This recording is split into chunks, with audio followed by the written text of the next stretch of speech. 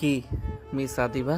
ও sorry sorry, আপনার তো গত 2 ঘন্টা 20 মিনিট 33 সেকেন্ড আগে ইসলামী শরীয়ত মোতাবেক এবং আইন মেনে নবীন চৌধুরীর একমাত্র ছেলে নীল চৌধুরীর সঙ্গে বিবাহ সম্পন্ন হইয়াছে। তাই আপনাকে তো এখন মিস বলাটা অন্যায়, তাই না মিসেস আদিবা? বলেছিলাম না, আপনি যত যাই করে নিন, বিয়েটা আপনার আমাকে করতে হবে। কি মিলল তো আমার কথা? তুই এটা কেন করলি নীল? আমি তোর কি ক্ষতি করেছিলাম? তাহলে তুই কেন আমার এত বড় সর্বনাশটা করলি? সর্বনাশ? কি বলছো এসব তুমি সুইটহার্ট? আমি তো আরও তোমাকে সর্বনাশ হওয়ার হাত থেকে বাঁচালাম। এর জন্য মিনিমাম কৃতজ্ঞতা বোধটুকু রাখো। একবার ভেবে দেখো তো, এখন যদি আমি তোমাকে বিয়ে না করতাম তাহলে তোমার এবং তোমার পরিবার এবং তোমার বাবা মার মান সম্মানটা কোথায় গিয়ে দাঁড়াতো? তুই ভুলে যাস না নীল, আমার পরিবার, আমার এবং আমার বাবা মায়ের সম্মান যাওয়ার পেছনে তুই দায়ী। সুইটহার্ট, কেন এমন অযথা কথা বলছো? আর এই তুমি আমাকে তুই বলছো কেন? অভদ্র মেয়ে, স্বামীর সঙ্গে কিভাবে কথা বলতে হয় জানো না? স্বামী মাই ফুট। তোকে আমি কখনো নিজের স্বামী হিসেবে মেনে নেব না। আর কিসের বিয়ে? কোন বিয়ের কথা বলছিস তুই? তুই যে মেয়ে, আমি বিয়ে মানি না, সেখানে তোকে স্বামী হিসেবে মানা তো ইম্পসিবল। জেগে জেগে স্বপ্ন দেখতে থাকো চান্দু। তোমার এই স্বপ্ন কখনো সত্যি হবে না। আমি আদিবা কখনোই তোকে স্বামী হিসেবে মেনে নেব না।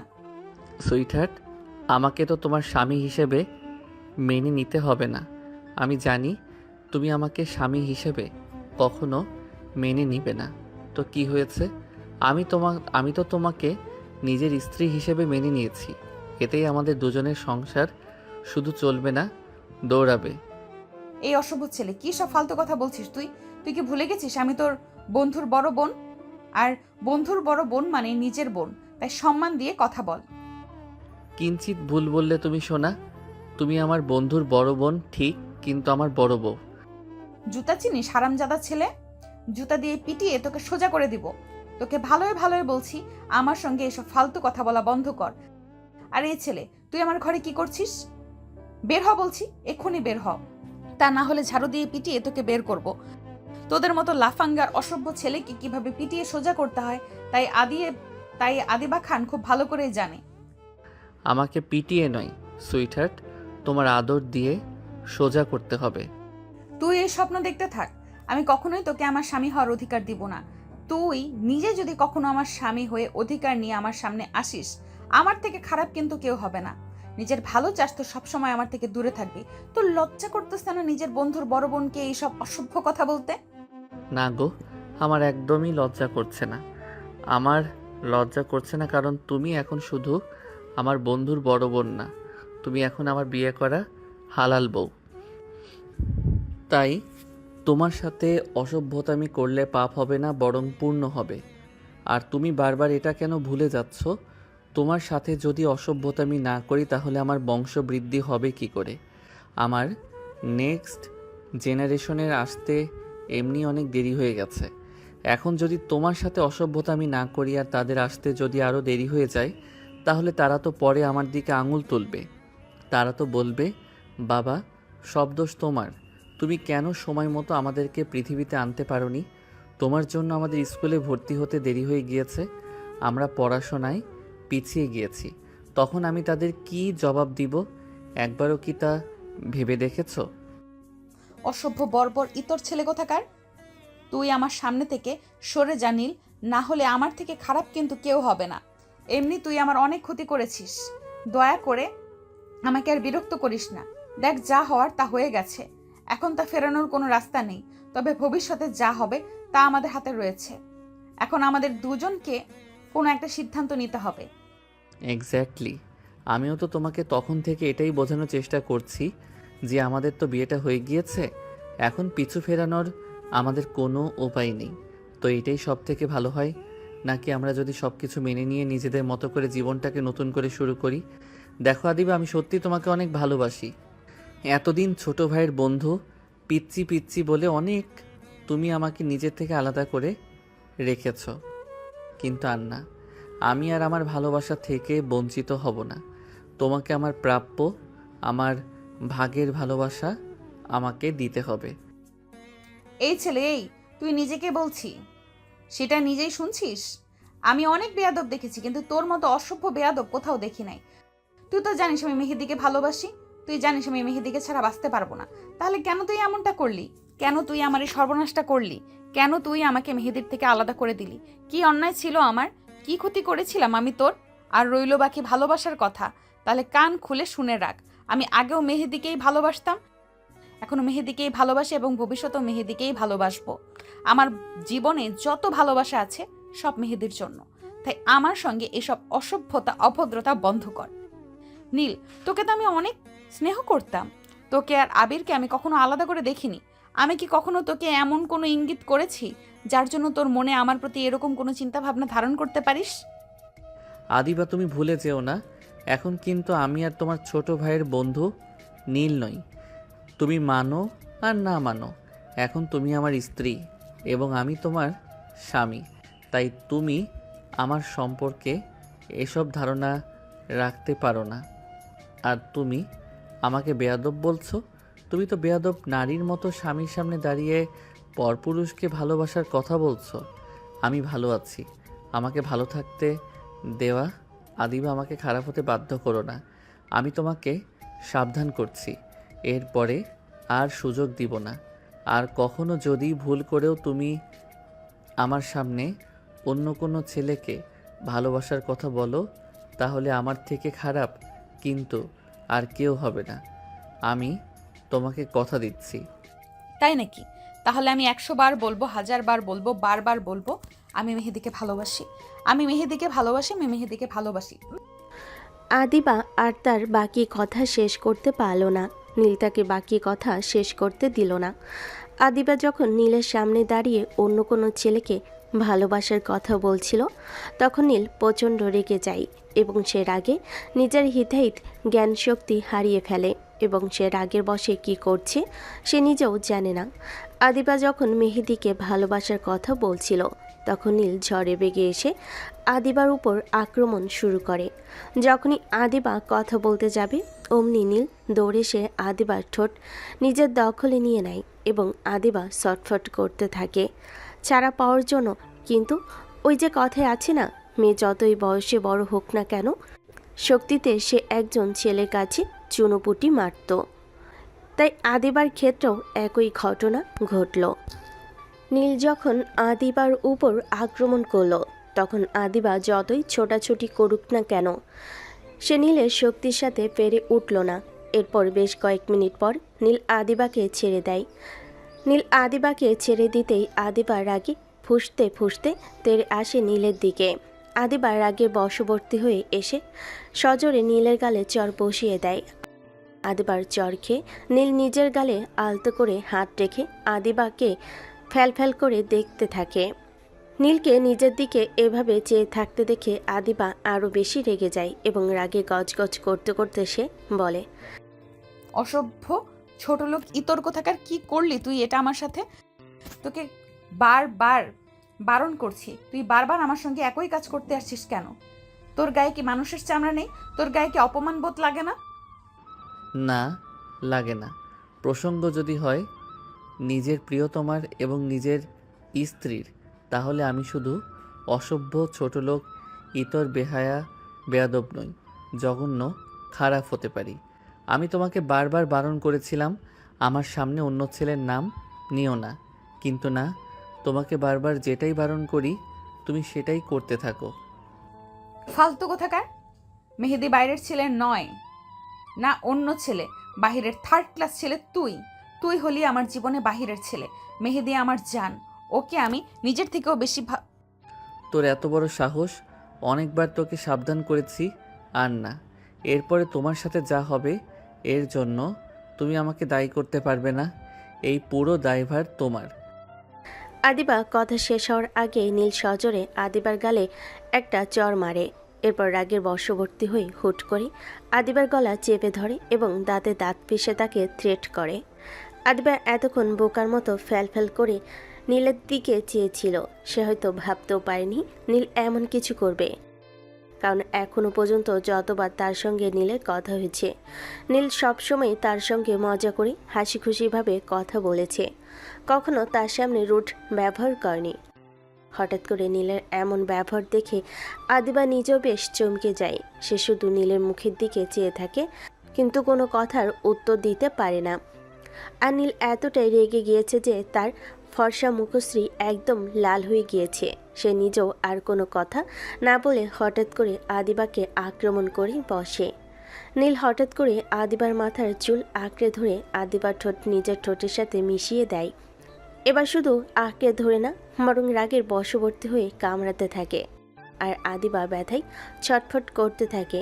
নীল এতটাই হিংস্র হয়ে গিয়েছে যে আদিবার যে কষ্ট হচ্ছে সেটা তার নজরে হয়তো আজ আর আসছে না। যেই আদিবা একটু উফ শব্দ করলে নীলের অন্তরাত্মা উড়ে যেত। সে আদিবা এখন এত কষ্ট পাচ্ছে, তার চোখ দিয়ে পানি পড়ছে, তারপর নীলের যেন কোনো ভ্রুক্ষেপ নেই। এক পর্যায়ে আদিবার পরনের শাড়ির আঁচল খামছে ধরে এবং আদিবা কিছু বুঝে ওঠার আগে তা টান দিয়ে আদিবার শরীর থেকে খুলে নেয়। আদিবাকে কোনো প্রতিক্রিয়া করার সুযোগ না দিয়ে আদিবার শরীরের উপর নীল নিজের অধিকার এবং বিচন শুরু করেন।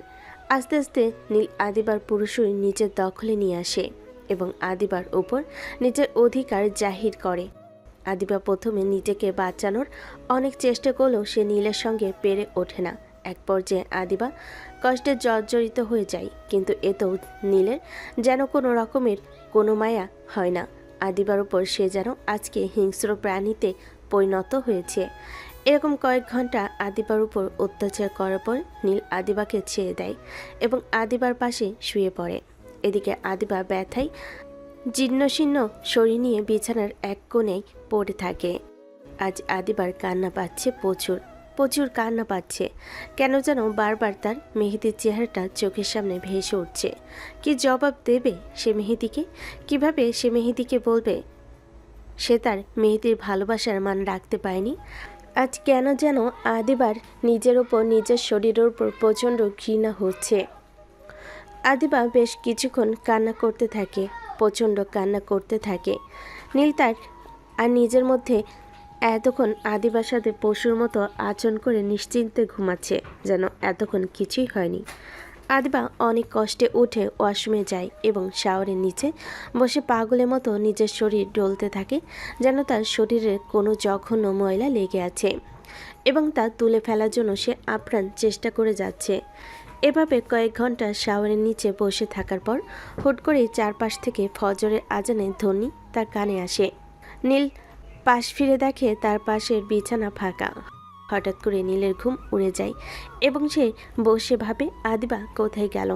এমন সময় ওয়াশরুম থেকে পানির আওয়াজ আসলে বুঝতে পারে আদিবা ওয়াশরুমে গিয়েছে।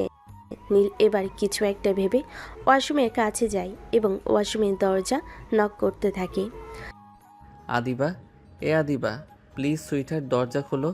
দেখো আমি সরি, আমাকে ক্ষমা করে দাও। আমি সত্যি এমনটা করতে চাইনি। তুমি আমাকে বাধ্য করেছো। তোমাকে তো বারবার বলি, বলো তুমি দয়া করে আমার সামনে কোনো ছেলের নাম নিও না, কিন্তু না, তুমি বারবার একই ভুল করো। এই কলিজা, প্লিজ দরজা খোলো। দেখো আমি জানি আমি তোমার সাথে অন্যায় করেছি, এর জন্য তুমি আমাকে যা শাস্তি দিবে আমি মাথা পেতে নেব, তাও প্লিজ দরজাটা খোলো। নীল এভাবে অনেকক্ষণ ডাকাডাকি করার পরও আদিবা নীরব থাকে। আদিবার এমন নীরবতা নীলের মনে ভীষণ ভয় সৃষ্টি করে। নীল মনে মনে ভাবে, আদিবা রাগের বশবর্তী হয়ে আবার উল্টাপাল্টা কিছু করে বসলো না তো? নীল এভাবে অনেকক্ষণ ডাকাডাকি করলো, কিন্তু তারপরও আদিবার কোনো সারশব্দ দিল না। এবার নীল অধৈর্য হয়ে উত্তেজিত হয়ে যায় এবং খুব জোরে জোরে দরজা নক করতে থাকে। দেখো সুইটার, প্লিজ এমন করে না, প্লিজ দরজাটা খোলো। দেখো আদিবা, তুমি যদি এক্ষুনি দরজাটা না খোলো তাহলে কিন্তু আমি দরজা ভেঙে ফেলবো। প্লিজ আদিবা দরজা খোলো। যখন এভাবে অনেক ডাকাডাকির পরও আদিবা দরজা খুলল না, তখন নীল প্রচণ্ড ভয় পেয়ে যায় এবং সে আর দেরি করে না, দরজা ভেঙে ফেলে। নীল দরজা ভেঙে দেখে আদিবা শাওয়ারের নিচে বসে আছে এবং ননস্টপ পানিতে ভিজছে। নীল আদিবাকে দেখে বেশ ভয় পেয়ে যায় এবং বেশ কিছুক্ষণ থমকে থাকে। নীল দৌড়ে গিয়ে আদিবাকে জড়িয়ে ধরে এবং তাকে হালকা হালকা ঝাঁকাতে থাকে। নীল আদিবার গায়ে হাত দিয়ে থমকে যায়। আদিবার পুরো শরীর ঠান্ডা বরফ হয়ে গিয়েছে। নীল মনে মনে ভাবতে থাকে, তবে কি আদিবার সারা রাত এভাবে পানিতে ভিজেছে? কেন যেন এখন নীলের ভিতরে নীল অপরাধবোধ কাজ করছে। সে কি তাহলে আদিবার ওপর অনেক বেশি অন্যায় করে ফেলেছে? নীল এবার আদিবার দিকে ভালো করে লক্ষ্য করে দেখে আদিবা কেমন যেন নেতিয়ে পড়ছে। নীল সাথে সাথেই আদিবাকে নিজের সাথে জড়িয়ে নেয়। এরপর সে আদিবাকে ভালোভাবে মুছিয়ে শুকনো কাপড় পরি বাইরে নিয়ে আসে। কিন্তু এরপর বাধে আরেক বিপত্তি। নীল যখন আদিবাকে নিয়ে বেডের কাছে আসে এবং আদিবাকে বসাতে চায়, তখন দেখে পুরো বেডের চাদর যেন রক্তে মাখামাখি হয়ে আছে। এরপর নীল আরেকবার আদিবার দিকে তো একবার বিছানার চাদর দিকে তাকাচ্ছে। এরপর নীলের অপরাধী মনটা আরও বেশি অপরাধী কাজ করতে থাকে। সে আবারও কয়েকবার আনমনে আদিবাকে সরি বলে। নীল ভালোভাবে বুঝতে পারে সে আদিবার সাথে ঠিক কত বড় অন্যায় করছে। সে কোল থেকে আলতো করে আদিবাকে পাশে নামিয়ে খুব দ্রুত বেডের থেকে চাদরটা তুলে নেয় এবং নতুন করে একটা চাদর কাবার্ড থেকে বের করে এনে বিছানায় সুন্দর করে বিছিয়ে আদিবাকে বিছানায় শুয়ে দেয় এবং পুরনো চাদরটা নিয়ে গিয়ে ওয়াশমে ধুয়ে দেয় এবং নিজেও শাওয়ার নিয়ে বাইরে এসে দেখে আদিবা এখনও কেমন যেন তাকিয়ে আছে। আদিবাকে দেখে মনে হচ্ছে সে ভীষণ রকমের শকটের মধ্যে রয়েছে। এরপর নীল বাইরে চলে যায় এবং বেশ কিছুক্ষণ পর রুমে ফিরে আদিবাকে কয়েকটি ওষুধ খাইয়ে দেয়। আদিবা যেন তার সাথে কি হচ্ছে না হচ্ছে তা বুঝতে ভুলে যায়। এভাবে অনেকক্ষণ অনেক চেষ্টা করে নীল আদিবাকে ঘুম পাড়াতে সফল হয়। নীল আদিবাকে ঘুম পাড়িয়ে দিয়ে সেও আদিবার পাশে ঘুমিয়ে পড়ে। সকাল 10টার সময় দরজার কড়া নাড়ার শব্দে নীলের ঘুম ভেঙে যায় এবং সে পাশে তাকিয়ে দেখে আদিবা এখনও ছোট্ট বাচ্চাদের মতো গুটিসুটি মেরে ঘুমিয়ে আছে এবং আদিবার চোখের পাশ দিয়ে পানির রেখা দেখে বোঝা যাচ্ছে আদিবা কান্না করছে। নীল আস্তে করে আদিবার পাশ থেকে উঠে গিয়ে দরজা খুলে দেয় এবং দাঁড়িয়ে দেখে আদিবার ছোট ভাই আদি দাঁড়িয়ে আছে। কিরে শালা বাবু, তুই এখানে? মানে এত মানে করছিস কেন? যা বলার ঝেড়ে কাস। আচ্ছা বাদ দে, আয় ভেতরে আয়। না, যাব না। আচ্ছা, আপু কি ঘুম থেকে উঠেছে? নীল এবার ভালো করে আদির দিকে লক্ষ্য করে দেখে আদি কেমন যেন হেজিটেট ফিল করছে নীলের সঙ্গে কথা বলতে। নীল যখন আদিবাকে ঘরের মধ্যে নিয়ে আসার কথা বলে তখন কেমন যেন অদ্ভুত ব্যবহার করে। নীল এটা লক্ষ্য করে। একবার আদি তো আরেকবার ঘুরে আদিবার দিকে লক্ষ্য করে। আদিবা এখনও ঘুমাচ্ছে। তা দেখে নীল আস্তে করে ঘরের বাইরে গিয়ে দরজাটা ভিড়ে আদির ঘাড়ে নিজের হাত রেখে আদিকে সামনের দিকে এগিয়ে নিয়ে যেতে যেতে বলে, ওই শালা, এমন ব্যবহার করছিস কেন? দেখে মনে হচ্ছে তোর বোন নয়, তুই নতুন বউ। না, বিষয়টা তা নয়। বিষয়টা হচ্ছে এখন তোকে কি বলে ডাকবো? কেন আগে যা বলে ডাকতি? আগে যা বলার বলেছি। এখন আগের আর এখনকার মধ্যে অনেক পার্থক্য রয়েছে। আগে তুই আমার শুধুমাত্র বন্ধু ছিলি, কিন্তু এখন তুই আমার বড় আপুর হাজবেন্ড। হ্যাঁ, তা অবশ্য ঠিক বলেছিস। তোর ডাকে পরিবর্তন হলেও আমার ডাকের কোনো পরিবর্তন হয়নি। আমি আগেও তোকে শালা বলেছি, এখনও তোকে শালাই বলছি। নিয়তির খেলা নিয়তির খেলা, বুঝলি নীল? এখন তো তুই আমার মুরব্বী। ওই শালা, একদম ফালতু কথা বলবি না। আমি তোর মুরব্বি মানে? আরে তুই তো এখন আমার বড় বোনের হাজবেন্ড, মানে আমার দুলাভাই। আর দুলাভাই মানে তো গার্ডিয়ান, আর গার্ডিয়ান মানে তো ময় মুরব্বী, তাই নয় কি? শালা বজ্জাত আদি, আর একবার যদি উল্টাপাল্টা কথা বলেছিস তো কানের উপর মেরে কান লাল করে দেব। সম্পর্ক যাই হোক না কেন, তুই আগেও যেমন আমার প্রাণপ্রিয় বন্ধু ছিলি, এখনও তুই আমার প্রাণপ্রিয় বন্ধু আছিস এবং ভবিষ্যতেও তুই আমার প্রাণপ্রিয় বন্ধুই থাকবি। আচ্ছা আচ্ছা, হয়েছে, অনেক হয়েছে। এবার আপুকে নিয়ে নিচে আয়। আম্মু আব্বু আর আঙ্কেল আন্টি তোদের জন্য নিচে অপেক্ষা করছে। ব্রেকফাস্ট করে তো আবার তোদেরকে তোদের বাড়িতে বেরোতে হবে। ওই শালা, ভাগিয়ে দিচ্ছিস নাকি? তো বোন বিয়ে দিয়েছি কি ঘরে বসিয়ে বসিয়ে খাওয়ানোর জন্য নাকি? ওরে শালা, তোর বোন এত খাদক নাকি? তাই বোনকে আমার ঘাড়ে ঝুলিয়ে দিলি। ঝুলিয়ে দিয়েছি নাকি? তুই ছিনিয়ে নিয়েছিস। শোন নীল, ঘটনা যাই হোক, সত্যি তুইও জানিস আমিও জানি কিভাবে কোন পরিস্থিতিতে এবং কেন তোর আর আপুর বিয়ে হয়েছে। শোন, আমি জানি তুই আমার আপুকে অনেক ভালোবাসিস এবং তুই আমার আপুকে অনেক ভালো রাখবি, এতে কোনো সন্দেহ নেই। তবে যদি কখনো কোনো কারণে কোনো পরিস্থিতিতে দেখি তুই আমার আপুকে বিন্দু পরিমাণ কষ্ট দিয়েছিস, তাহলে ওই দিন তোর বাড়িতে আমার আপু শেষ দিন হবে। কথাটা মাথায় রাখিস। আর হ্যাঁ, এটা কিন্তু আমার থ্রেট নয়, সতর্ক বার্তা। আমি তোদের সকলের মান রাখার চেষ্টা করব। এর জন্য যদি আমার নিজের জীবনও দিয়ে দেওয়া লাগে আমি তাও উৎসর্গ করব। ধন্যবাদ আদি, তোকে অসংখ্য ধন্যবাদ। তুই যে আমাকে বুঝেছিস এবং আমার ভালোবাসাটাকে বুঝে তাকে সম্মান জানিয়ে তুই আমাকে সাহায্য করেছিস তোর বোনকে নিজের করে পেতে। এর জন্য তোকে অসংখ্য ধন্যবাদ। আমি সারা জীবন তোর কাছে ঋণী থাকব এই জন্য যে তুই আমাকে বেঁচে থাকার সম্বল তুলে দিয়েছিস। আপুকে নিয়ে নিচে আয়। আদি নীলকে আর কিছু বলার সুযোগ না দিয়ে আদিবাকে নিচে নিয়ে আসার কথা বলে এবং চলে যায়। নীল কিছুক্ষণ আদির যাওয়ার দিকে তাকিয়ে থেকে সেও আদিবার কাছে ফিরে যায়। নীল ঘরে ফিরে এসে দেখে আদিবা এখনো ঘুমিয়ে আছে। তাই নীল আস্তে আস্তে আদিবার কাছে গিয়ে আদিবার মাথার কাছে বসে। আদিবার মাথাটা নিজের কোলের উপর নিয়ে হালকা করে বিলি কেটে দিতে থাকে। হঠাৎ কারোর এমন কোমল মায়াবী স্পর্শে আদিবার ঘুম হালকা হয়ে যায়। এরপর সে আস্তে আস্তে চোখ খুলতেই তার চোখের সামনে ঝাপসা দেখে। পরিস্থিতি বুঝতে আদিবার বেশ কয়েক মিনিট সময় লাগে। এরপর যখন তার মস্তিষ্ক সক্রিয় হয় এবং সে অনুধাবন করে গতকাল থেকে এখন পর্যন্ত তার সাথে ঠিক কী হয়েছে এবং সাথে সাথে উঠে বসে এবং নীল কিছু বুঝে ওঠার আগে তাকে সজোরে ধাক্কা মেরে নিচে ফেলে দেয়। আদিবার এমন হঠাৎ আক্রমণে নীল ভ্যাবাচাকা খেয়ে যায়। নীল প্রথম কিছু বুঝে উঠতে না পারলেও হঠাৎ মেঝেতে পড়ে তার কোমর এবং পায়ে বেশ খানিকটা আঘাত পায়।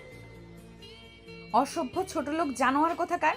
তোকে তো আমি এতদিন শুধু বাচ্চা ভেবে ইগনোর করে গেছি, কিন্তু তোর মনে মনে যে এতটা শয়তানি, তুই যে এত বড় জানোয়ার, যদি আগে জানতাম তাহলে কখনোই তোকে আমি আমার আশেপাশে ঘেঁষতেও দিতাম না। তুই কি করে পারলি আমার এত বড় সর্বনাশ করতে পারলি?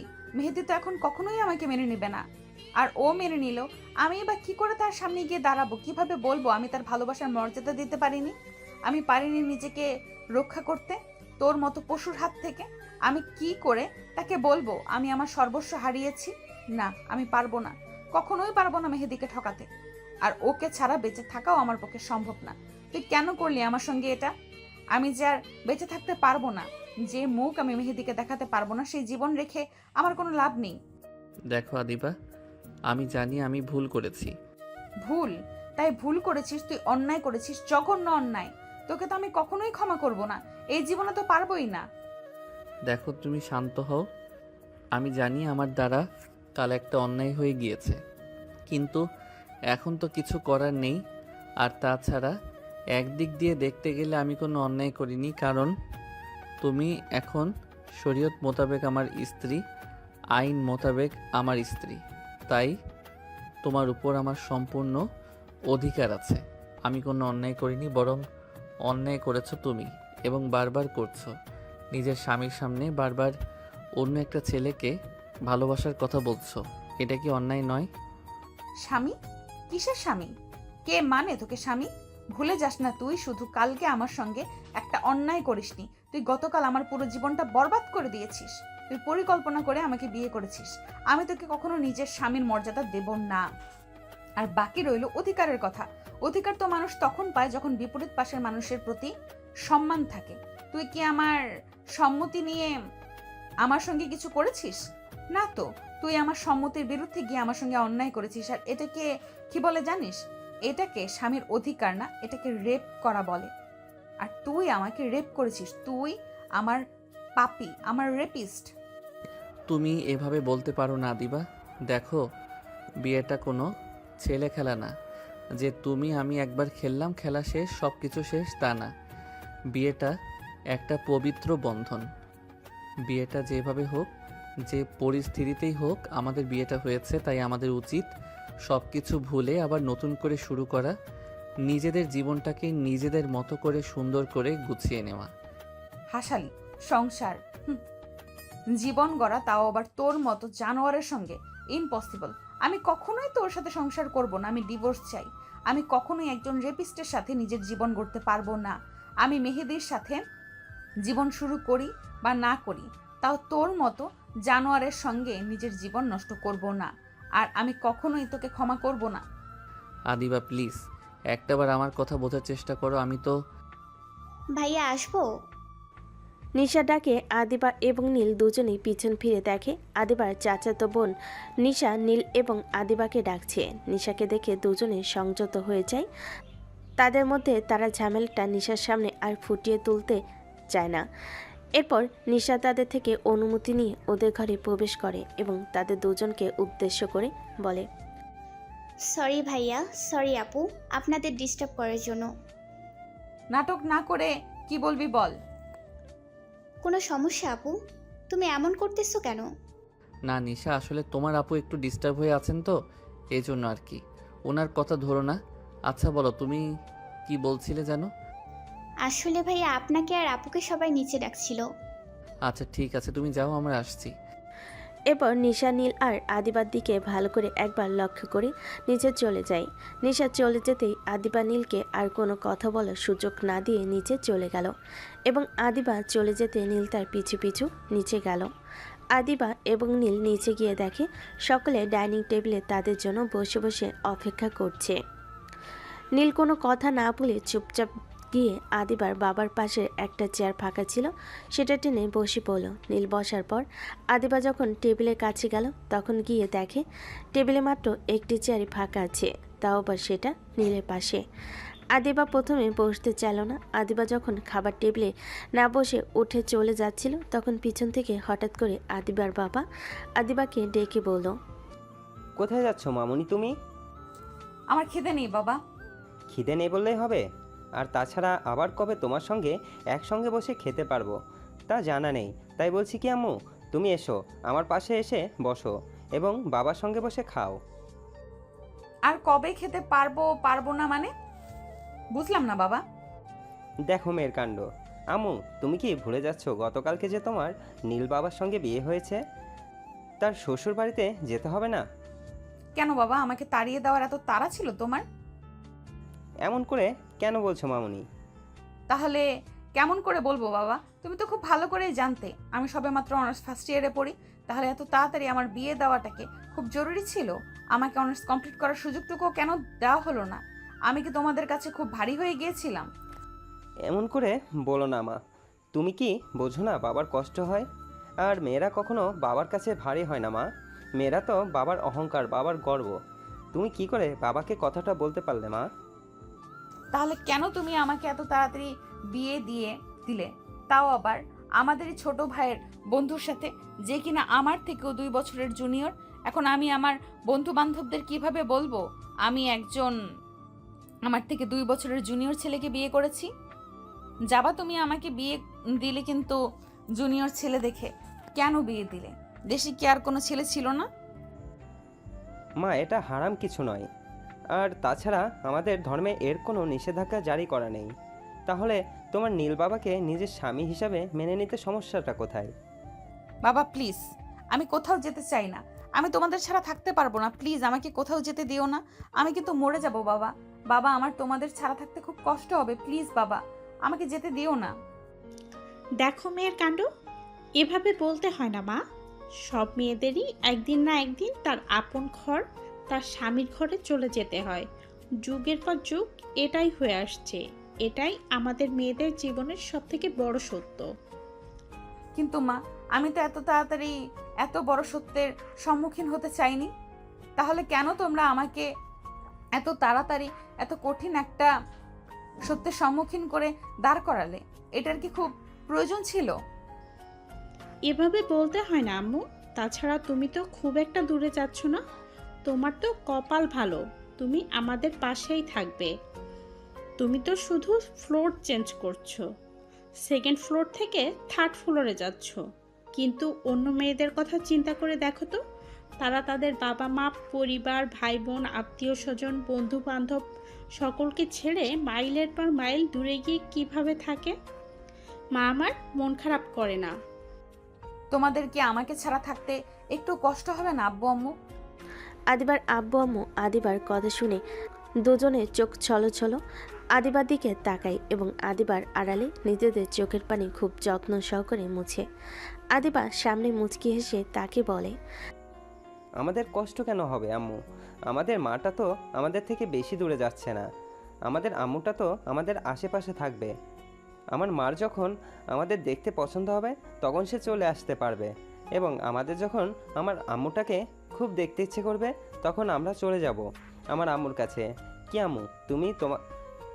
আম্মু তুমি আমাকে তোমাদের বাড়িতে যেতে দিবে না?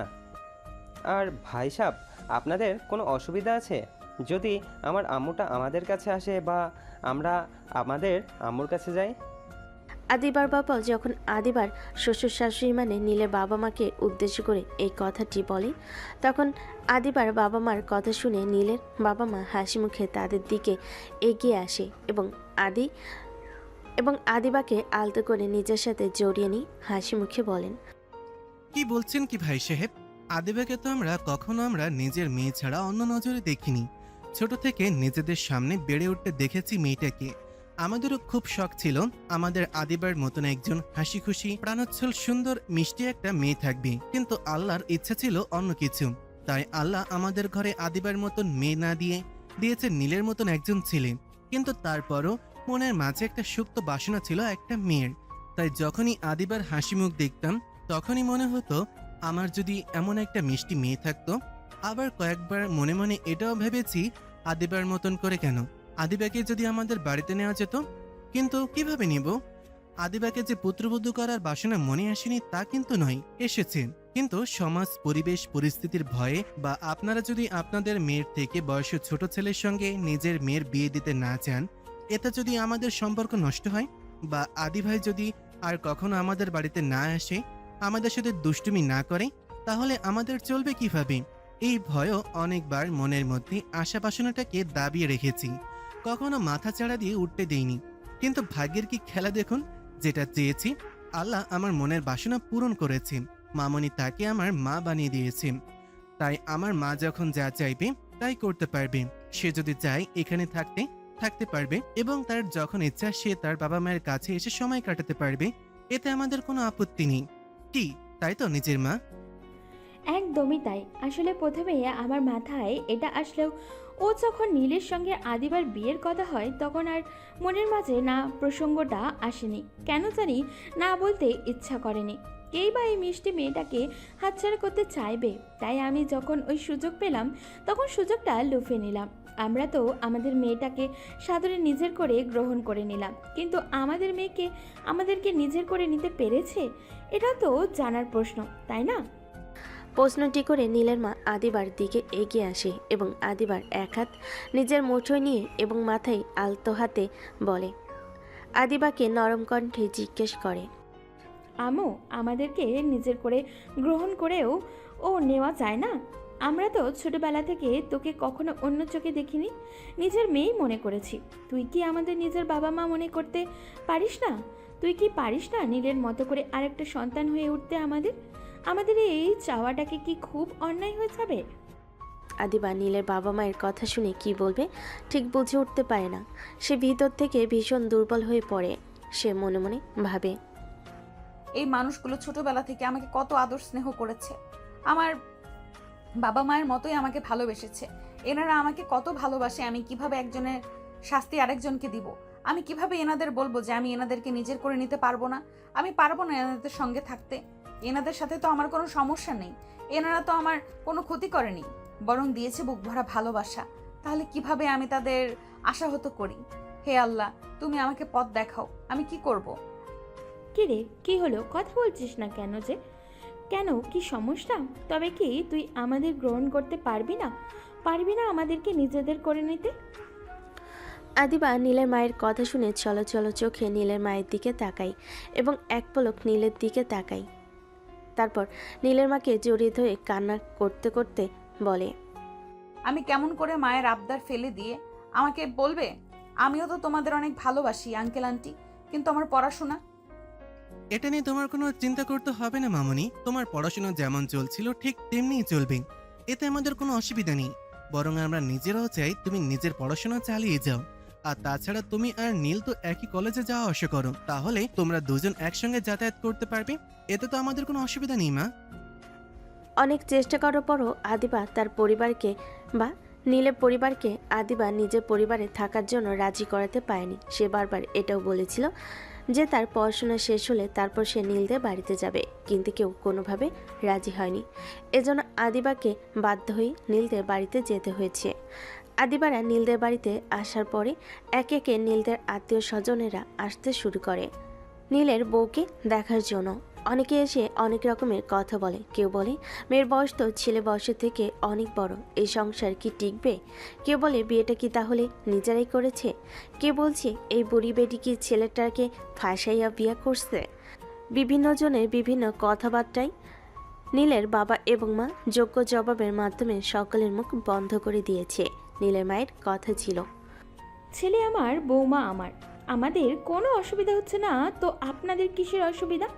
আমার ছেলের বউ বড় হোক, বুড়া হোক, চূড়া হোক, সব আমাদের, এতে আপনাদের কোনো আপত্তি নেই তো? এতে আমাদের তো কোনো আপত্তি নেই, তাহলে আপনাদের এত মাথা ব্যথা কিসের হচ্ছে? কিসের জন্য আমি এটাই তো বুঝতে পারছি না। শুনুন, আপনাদের ডাকা হয়েছে আমার ছেলে মেয়েকে দোয়া দেওয়ার জন্য। আপনাদের যদি এমন করে আমার ছেলে মেয়েদের কথা শোনানোর থাকে তাহলে প্লিজ এবার আপনারা আসতে পারেন। আপনাদের মতো আত্মীয় স্বজন আমার অন্তত দরকার নেই।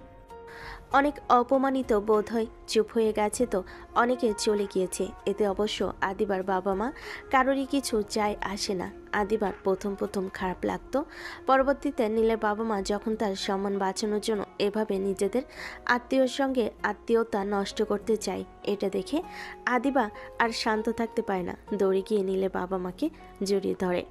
আজে বাজে মনে মনে কষ্ট পায় আদিবা, মনে মনে কষ্ট পেয়েছিল। এটা বুঝতে পেরে নীলের বাবা মা দুজনে আদিবাকে নিজেদের বাহুডরে জড়িয়ে নেয়। এভাবে সারাদিন বিভিন্ন আচার অনুষ্ঠান এবং খাওয়া দাওয়ার মধ্য দিয়ে খুব ভালোভাবে দিনটা কেটে যায়। সারাদিন একবারও নীল আদিবার সামনে উপস্থিত হয়নি, আদিবাকে বিরক্ত করেনি। কিন্তু কথায় আছে না, পাখি সারাদিন বলে জঙ্গলে উড়ে বেড়ালেও সন্ধ্যাবেলা তাকে নিড়ে ফিরতেই হয়।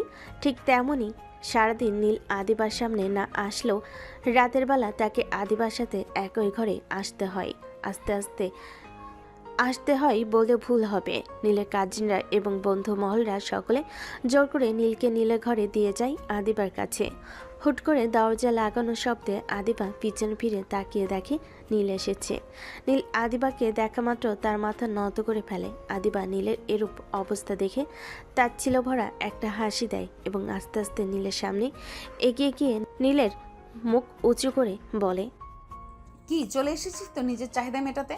আসলে ভালোবাসা টালোবাসা কিছু না, তোর এতদিনের লালসা ছিল আমার শরীরের উপর, এই জন্য যখন সুযোগ পেয়েছিস তখনই ঝাঁপিয়ে পড়েছিস। তোরা ছেলে জাতটাই খারাপ, জেনে একটা অবলা মেয়েকে অসহায় পেয়ে গেছিস, অমনি ভোগ করতে শুরু করে দিয়েছিস। তাহলে আজকে এত ভালো সাজার নাটক করার কি আছে? যা করার তা করে ফেলেছিস, আবার তো এসেছিস আমার শরীরকে খুব ভালো লেগেছে, তাহলে আর দেরি করছিস কেন? যা করতে এসেছিস করে বেরিয়ে যা ঘর থেকে, তোর চেহারা আমার দেখতে ইচ্ছে করছে না। আদিবা, এবার কিন্তু তুমি খুব বেশি বেশি করছো। বেশি বেশি করছি? ও আচ্ছা, আমি বেশি বেশি করছি তাই না? তাহলে তুই গতকাল কি করেছিস ভুলে গেছিস সব? আরে ভুলে তো যাবি, এতদিনের লালসা মিটিয়ে নিয়েছিস, এখন আর মন থাকবে না তো। এভাবে না বলে যদি এতই রাগ থাকে তাহলে একবারে মেরে ফেললেই তো পারতে। এখনো তো তোর মতো এতটা জঘন্য খারাপ হতে পারেনি, এই জন্যই হয়তো এখনো বেঁচে আছিস, তা না হলে গত রাত্রে তোকে খুন করে ফেলতাম। তবে অপেক্ষায় থাকবো তোমার হাতে খুন হওয়ার জন্য। কথাটি বলে নীল আদিবাকে পাশ কাটিয়ে গিয়ে একটা কাঁথা এবং বালিশ নিয়ে ফুলরে বিছিয়ে শুয়ে পড়ে এবং আদিবাকে লক্ষ্য করে বলে, আপাতত কিছুদিন এভাবে সহ্য করে নাও, কারণ এখন যদি এই ঘর থেকে বেরিয়ে যাই, বাড়িতে অনেক আত্মীয় স্বজন পাড়া প্রতিবেশী আছে, তারা বিভিন্নভাবে বিভিন্ন রকমের কথা শোনাবে। আর আমি চাই না আমাদের কথা বাইরের কেউ জানুক এবং তা নিয়ে তোমাকে, আমাকে বা আমাদের পরিবারকে কোনো কথা শোনাক। আশা করব তুমিও এতটুকু অ্যাডজাস্টমেন্ট করবে। আর পাড়া প্রতিবেশী বাড়ির লোকজন চলে গেলে তোমাকে তোমার প্রপার প্রাইভেসি দিয়ে দিব। রুম থেকে বেরিয়ে যাব আর আসবো না। যত সব থার্ড ক্লাস ড্রামা। এভাবেই বেশ কিছুদিন কেটে যায়। এর মধ্যে নীল একবারও আদিবাকে ডিস্টার্ব করেনি, না আদিবা অযথা নীলকে ডিস্টার্ব করেছে বা নীলের সঙ্গে কোনো কথা বলেছে। যদিও নীল কয়েকবার চেষ্টা করেছিল, সরি বলেছিল আদিবাকে, কিন্তু তারপরও আদিবা কোনোভাবে নীলকে পাত্তা দেয়নি। আজ আদিবা এবং নীলের বিয়ে হওয়ার 1 সপ্তাহ, তাই আদিবা সিদ্ধান্ত নিয়েছে আজকে থেকে সে কলেজে যাবে। এতে নীলের বাবা মা সম্মতি দিয়েছে এবং তারা বলেছে নীলকে তাকে নিয়ে আসতে। প্রথমত আদিবা নীলের সঙ্গে যেতে না চাইলেও পরবর্তীতে নীলের বাবা মায়ের জোড়াজোড়িতে আদিবা রাজি হয় নীলের সঙ্গে কলেজে যাতায়াত করতে। আদিবা যখন নীলের সঙ্গে কলেজে যেতে রাজি হয়, এতে নীল বেশ মনে মনে খুশি হয়। সে হয়তো এভাবে আস্তে আস্তে আদিবা নীলকে মেনে নেবে। তাই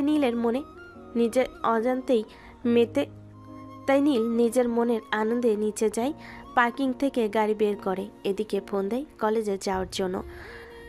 নীল এবং আদি এবার এইচএসসি ক্যান্ডিডেট। নীল তার বাইক বের করে এদিকে কল দেওয়ার পরে আদিও এসে গ্যারেজ থেকে গাড়ি বের করে। দুজনেই বাইক নিয়ে বিল্ডিংয়ের সামনে অপেক্ষা করতে থাকে আদিবার আসার জন্য। আদিবা নীলের বাবা মা এবং আদিবার বাবা মায়ের সঙ্গে দেখা করে তাদের থেকে বিদায় নিয়ে নিচে আসে এবং কোনো দিকে না তাকিয়ে সোজা গিয়ে আদির বাইকের পিছনে উঠে বসে। আদিবা যখন হুট করে এসে আদির বাইকে উঠে বসে, তখন নীলের হাস্যোজ্জ্বল চেহারাটা ঘন কালো মেঘে ঢেকে যায়। আদি বিষয়টা লক্ষ্য করে এবং সাথে সাথে সে আদিবাকে প্রশ্ন করে, কি রে আপু, তুই আমার বাইকে? কেন, আমি তো তোর বাইকেই যাই আগে থেকেই। কিন্তু আগে তো তোর বর ছিল না, এখন তো তোর বর হয়েছে, তাহলে তুই আমাকে কেন নিজে ড্রাইভার বানাচ্ছিস? Born my foot. ফালতু কথা না বলে গাড়ি স্টার্ট দে। আর যদি তোর আমাকে নিয়ে যেতে অসুবিধা হয় তাহলে বল, আমি একাই চলে যাচ্ছি। কিন্তু আপু। আচ্ছা আদি, বাদ দে, তাড়াতাড়ি চল। আজকে আমাদের একটা ইম্পর্টেন্ট লেকচার আছে, এটা নিশ্চয়ই ভালো করে জানিস। আর সেটা কোনোভাবে মিস দেওয়া যাবে না, কারণ 1 মাস বাদে আমাদের পরীক্ষা, তাই সিলেবাসে কোনো কিছু বাদ দেওয়া যাবে না। আচ্ছা ঠিক আছে, চল। এই নীল ভাইয়া দাঁড়াও, আমাকে নিয়ে যাও। তোমাকে নিয়ে যাব মানে? কোথায় যাচ্ছ তুমি? উফ ভাইয়া, তুমি কি কানা নাকি? দেখো না কোথায় যাচ্ছি। ইউনিফর্ম তো পরে আছি স্কুলে, তাহলে কেন জিজ্ঞেস করছো কোথায় যাচ্ছি? তাড়াতাড়ি চলো তো, এমনি অনেক দেরি হয়ে গেছে। এই লেট লতিফা, তুই প্রতিদিনের মতো আজকেও দেরি করেছিস। তোর স্কুল কয়টায় আর তুই যাচ্ছিস কয়টায়? ফাজিল মেয়ে, সারাক্ষণ শুধু পড়ায় ফাঁকি দেওয়া। ভালো করে পড়াশোনাটা কর, বুঝলি? না হলে কাকা তোকে কোনো এক কাজে ছেলের সাথে বিয়ে দিয়ে দেবে, তখন লোকের বাসায় কাজ করে খাওয়া লাগে। এই শোন আদি ভাইয়া, বেশি কথা বলবি না। আমার কামের ছেলের সাথে বিয়ে হবে মানে? আমার বিয়ে তো হবে নীল ভাইয়ের মতো স্মার্ট হ্যান্ডসাম গুড লুকিং একটা ছেলের সঙ্গে। আর তাছাড়া কবি বলেছে যারা পড়াশোনায় কাকে মারে তাদের বড়রা অনেক হ্যান্ডসাম হয়, নীল ভাইয়ের মতো। এই ফালতু কথা কোন কবি বলেছে রে তোকে? আমাকে যে সারাদিন গবেট গবেট বলিস, সামান্য কবির নাম নিজে জানিস না? নিজে আবার নিজেকে ইন্টেলিজেন্ট বলিস? ছি, তোর এই ইন্টেলিজেন্টের কথাই আগুন, যে ইন্টেলিজেন্টের দ্বারা সামান্য একটা কবির নাম জানিস না। আচ্ছা, এই কবির নামটা তো আমিও জানি না। আরে ভাইয়া, হ্যান্ডসাম ছেলেরা কবিতা পড়ে না আমি জানি, তাই তোমাকে বলিনি, ওই বলদকে বলেছি। যাই হোক, তোমার জানার জন্য বলে দিচ্ছি, কবি নিশানন্দ দাস বলেছে এই লাইনটি। নিশার কথা শুনে নীল এবং আদি দুজনেই আবুলের মতো তার দিকে কিছুক্ষণ চেয়ে থাকে। এরপর দুজনের চোখাচোখি করে আসলে নিশা কোনো কবির নাম বলল নিশান্ত দাস বলে কোন কবি আছে বলে এ পর্যন্ত তাদের জানা নেই। তিনজনই এমন আজেরা কথার মাঝে আদিবা বিরক্ত হয়।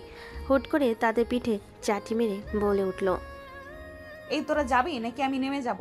আমার কিন্তু এবার ভীষণ বিরক্ত লাগছে। আদিবার কথা শুনে নিশা ভয় পেয়ে যায় এবং দ্রুত নীলের বাইকের পিছনে উঠে পড়ে। এরপর আদি এবং নীল দুজনে বাইক স্টার্ট করে। তাদের তিনজনের কলেজে যেতে প্রথমে নিশার স্কুল পড়ে। নিশার 10ম শ্রেণীর বিজ্ঞান বিভাগের ছাত্রী। তাকে দেখতে লাগে অলস, কিন্তু তারপরও দুর্দান্ত মেধাবী একজন ছাত্রী। তারা নিশার স্কুলের সামনে আসলেই নীল গাড়ি ব্রেক করে এবং নিশা গাড়ি থেকে নেমে আদির দিকে মুখ ভেঙচি দিয়ে নীলের দুগাল টেনে আদরে গলায় বলে, ধন্যবাদ ভাইয়া, এত দুর্দান্ত একটা লিফট দেওয়ার জন্য। রোজ আমাকে এভাবে লিফট দিয়ে দিও। জো হুকুম ম্যাডাম। যত সব আলগা পিরিত। আদি এবং নীল কলেজ গেটে গিয়ে বাইক ব্রেক করতে আদিবা দ্রুত গতিতে বাইক থেকে নেমে কলেজের ভিতরে প্রবেশ করে। আদিবাকে কলেজে প্রবেশ করতেই তার বান্ধবী বন্ধু তাকে ঘিরে ধরে। এরপর তারা একের পর এক আদিবাকে প্রশ্ন করতে থাকে। কি রে দোস্ত, এতদিন কলেজে আসিসনি যে? আমরা তো ভাবলাম আবার বিয়ে টিয়ে করে ফেলি নাকি, আমাদের দাওয়াত না দিয়ে। একদম মনের কথা বলছিস। আমি তো ভাবলাম বিয়ে শাদি করে জামাই নিয়ে কলেজে আসবে ম্যাডাম। তোদের এসব ফালতু কথা বলা শেষ হয়েছে? কেন যে তোরা কলেজে আসিস এসব ফালতু কথা বলতে, তাই না? যত সব। আরে মামা, বিরক্ত হচ্ছিস কেন? আমরা তো জাস্ট মজা করছিলাম। হ্যাঁ হ্যাঁ, অনেক হয়েছে, অনেক মজা নিয়েছিস আমাকে নিয়ে। আমি তো তোদের মজা নেওয়ার জোকার, তাই না?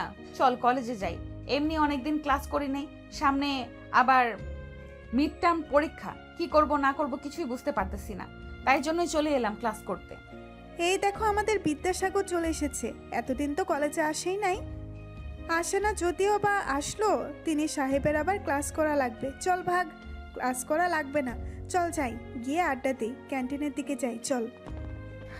আদিবা না যেতে চাইলেও আদিবাকে তার বন্ধু বান্ধবরা সকলে জোর করে আদিবাকে নিয়ে ক্যান্টিনের দিকে চলে যায়। নীল এবং আদি গ্যারেজে বাইক পার্ক করে এসে দেখে আদিবা তার বন্ধু বান্ধবদের সাথে ক্লাসে আগে ক্যান্টিনের দিকে যাচ্ছে। আদিবাকে ক্যান্টিনের দিকে যেতে দেখে নীল ভুরু কুঁচকে যায়। সে আদিকে উদ্দেশ্য করে বলে, এই তোর বোনের নাকি অনেক ইম্পর্টেন্ট ক্লাস আছে সামনে, পরীক্ষা।